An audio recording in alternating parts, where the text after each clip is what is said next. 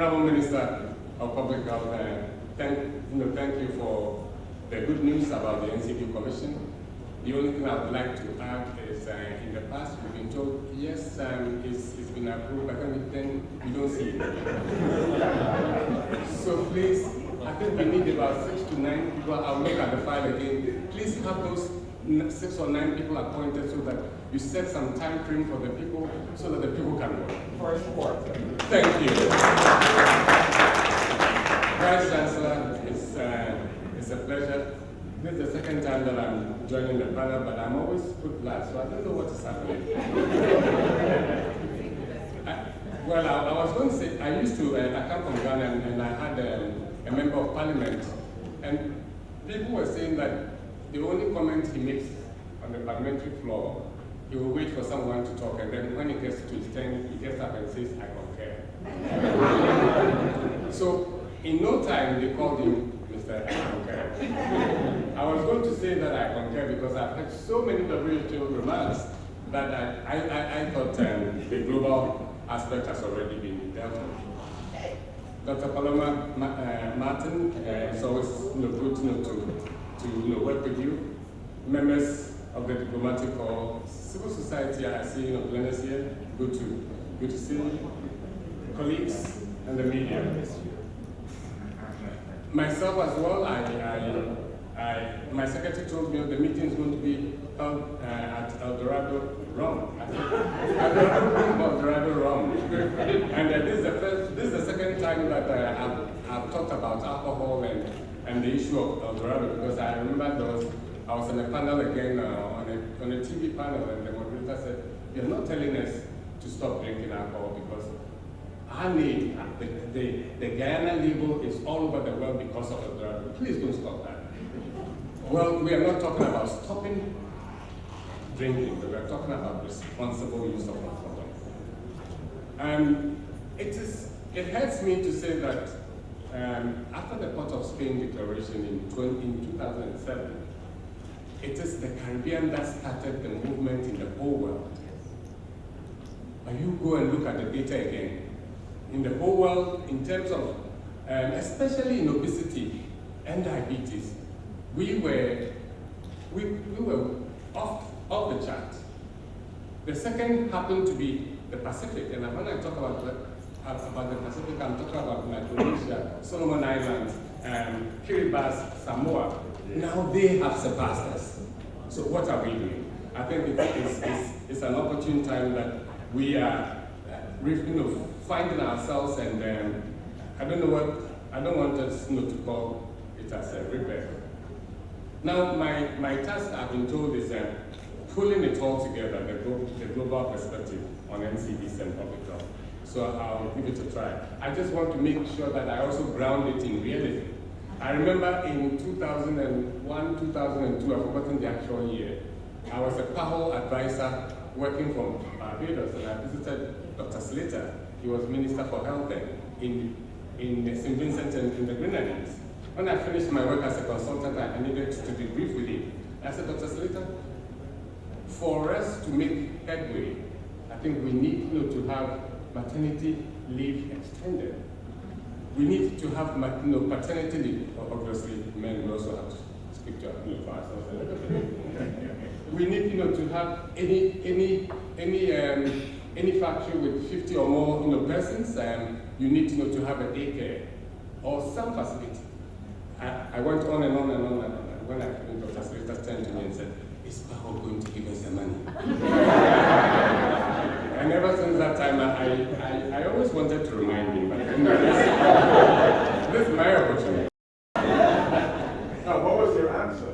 Well, I said, we are going to try. Well, in terms of outline, because I don't want the beepings, I think I'll just go. NCD burden in the global context. I look at the data. Within WHO, we have 6 regions. We have the Afro region, which is the African region. We have the PAHO Americas. Then we have the EMRO, which is the Eastern Mediterranean. We have the Euro, which is the European and the side of the WHO, then CRO, Southeast Asia, and the Wipro. I looked at all that data, men and women, and all the time when you look at injuries, NCDs, and communicable diseases, NCDs were almost always between 60 and 80%. So I think Vice Chancellor did mention something about 60%, and my colleagues also talked about the same. It is a reality. I was surprised because I was also looking at some data in Guyana, and I don't want to be sidetracked because I'm told I have to look at the global perspective.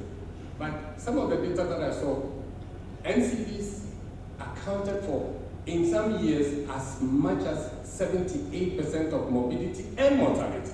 So, I mean, it depends on which year you're looking at. And what I normally say, I just want to put in a note here for suicide. In PAHO WHO, we say that Guyana we have about 44.2, and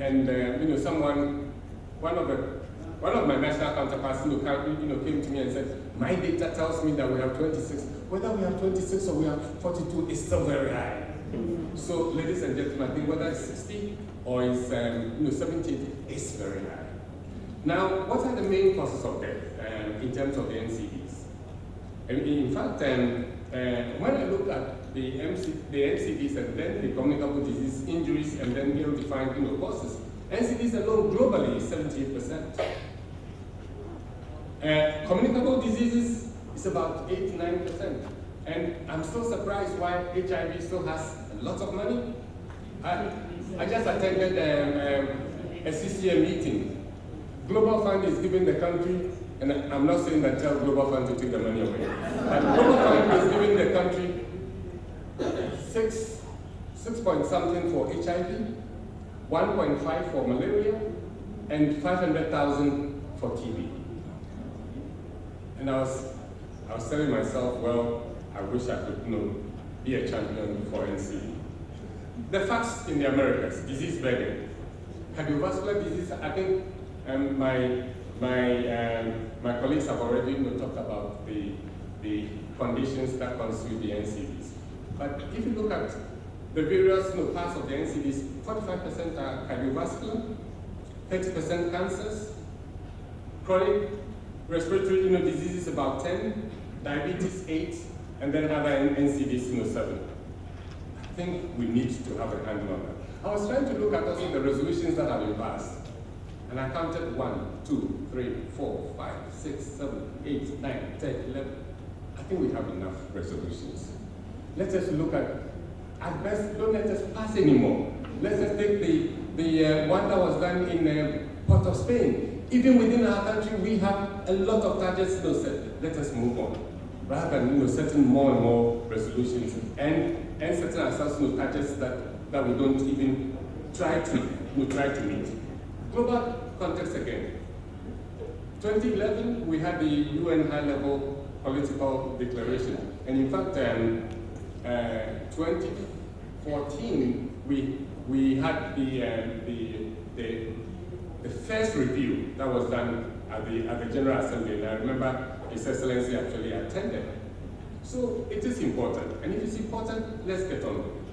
What are the processes? WHO NCD plan of action and one WHO action plan was done in 2013, and member states have come on board, to have it as a plan of action that they're going to adopt. So we have some blueprints. Let's move on with it. The UN high-level mission in 2011, there were some declarations that were made, and I'll just mention a few. The one was to respond to the challenge, a whole of government and whole of society effort. I think the Vice Chancellor did say that NCD is no longer considered as a health issue, but it's a developmental issue. And if it's a developmental issue, then it's not only health, it's community, it's social cohesion, it's security, it's everything. I'm saying it's everything because I don't know all the others.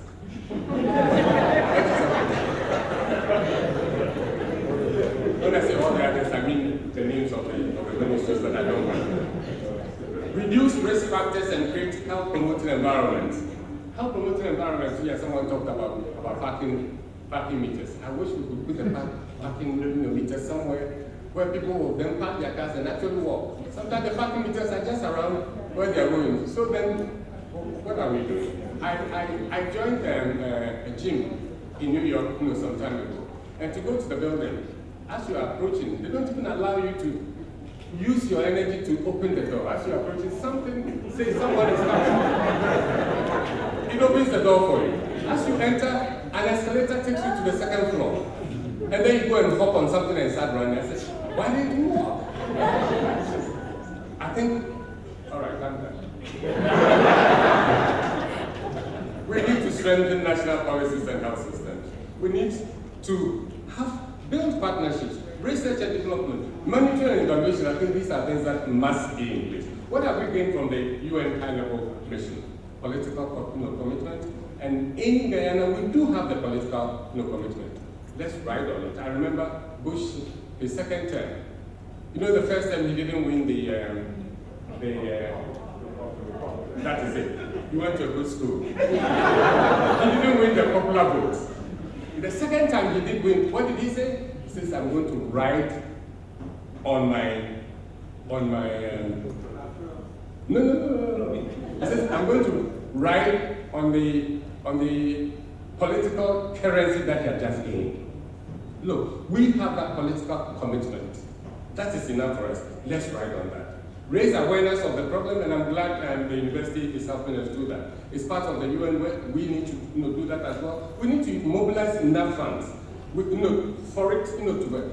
Within the Ministry of Health, I think at some point in time, I wanted to look at the amount of money that is put to other disease conditions, and then compare it to the amount of money that is put to non-communicable diseases, and you realize that it's nowhere near that 60%.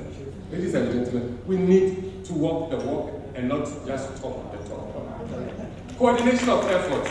We need to coordinate our efforts. We need to have inclusion. As the Vice Chancellor said already, it is not only a health issue. A research was done by the Forum, and Forum is like the CARICOM of the Caribbean.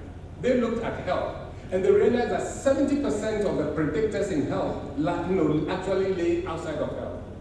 So if we think we are going to solve our health issues just being in health, it's not going to work. I used to work in Columbia University. If you take just New York alone, downtown New York, infant mortality rate is about 6%. As you come a little bit higher up, it gets to 9%. You come a little bit higher up, you get to Harlem, it gets to 15%. You get a little bit higher up, you come to Washington Heights, it gets to about 18%. Why New York? Look, there are so many determinants of health that lie outside of health, and we need to get everybody on screen. I think the chair is looking at me, so I will end here. I think the last time I was asked to talk, I said, and I'll end with this African proverb again. It says, if you are patient enough to dissect an ant, you'll be able to see his intestines. Please give us enough time. Thank you.